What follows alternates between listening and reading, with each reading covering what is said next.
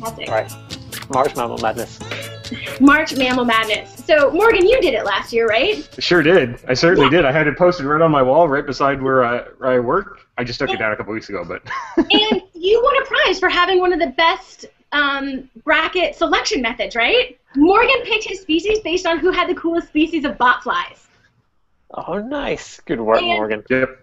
And he picked elephant to win because they have the biggest, most exciting botflies, and elephant did win. So yeah, last year was the beta version, and this year there's going to be actual prizes for the different categories. And it's not all going to be based on botflies. Well, I mean. Or is the prize going to be your own botfly? Yeah. So it's so we're gonna have 4 divisions.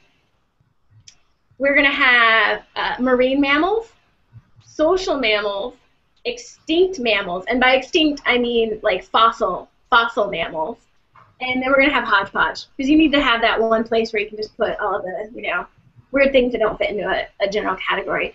But this year, each division gets 1 non-mammal competitor. So there'll be an insect, there'll be a reptile, there'll be a fish, and there'll be a bird. And we're announcing what the species are on February 19th so that people can research and set up their bracket in advance of when we launch Mammal March Madness at the beginning of March. So how is it decided what animal wins each bracket? Well, is it just your whim? Yeah, it's just my whim. I can assure you, if it was just my whim, there would have been a much better showing of monkeys last year, and they wouldn't have been taken out by all the apes. They have a very, very well-established pro-monkey agenda. So it traditionally is determined. So we create a big spreadsheet of all the animals, and we look at their body mass, their armor, their weaponry, their fighting style, and their temperament insofar as we have information about it for that species.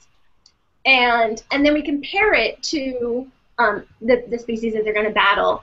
And basically, in proportion to the differences between them in these different areas and attributes, we can calculate a rough probability. And then I roll multi-sided die to basically kind of like Risk, right? So you've got your attack and your defense die. And things can be complicated because you can, there are systematic ways in which the ecology in which they're fighting changes. So for the first 2 rounds, the better ranked species gets to fight with a home field advantage. And then as you get to further rounds, then the ecology in which they're fighting is randomly selected. And as much as possible, whenever species come up against each other that actually share a habitat, we actually go into the literature and find papers that talk about their interactions in the wild and who displaces who and how that works. And so if you'll recall, Morgan, you can back me up on this, I would link to a lot of articles, and as much as possible, open access articles to kind of give more natural history information about the species. So it's not just my whim. All right, I'll take your word for it, although I was quite worried when you were saying about going into the literature. I thought you were going to say you go into the field and you just pit them against each other. just film the battles. Oh, you don't believe me? Well, check this out. Yeah, no. entirely ethical. And, we take these knives to a Holstein's hooves. No.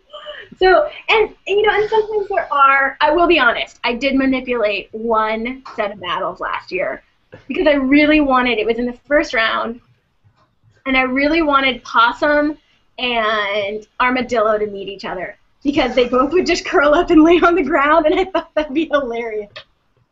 So I think I manipulated 1 battle to get to that. I thought that would be engaging. But otherwise, it's all based on what we know about the species' natural history.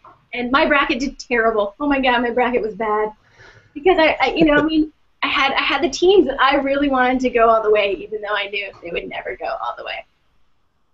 Just like U.S. NCAA college basketball teams, right? Like, people always pick their team, even though they know that Duke's just going to be amazing. Which maybe you guys don't, because it's a U.S. kind of thing to follow basketball that intensively. Yeah, I don't really have any follow-up questions on that.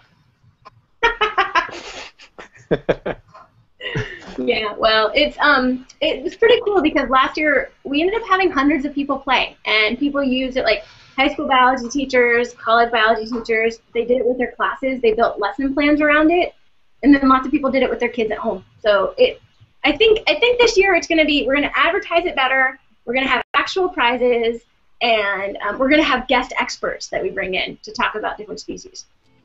Cool. Look out for it in March. I'll Awesome. blog post about it on February 19th. We're announcing the species.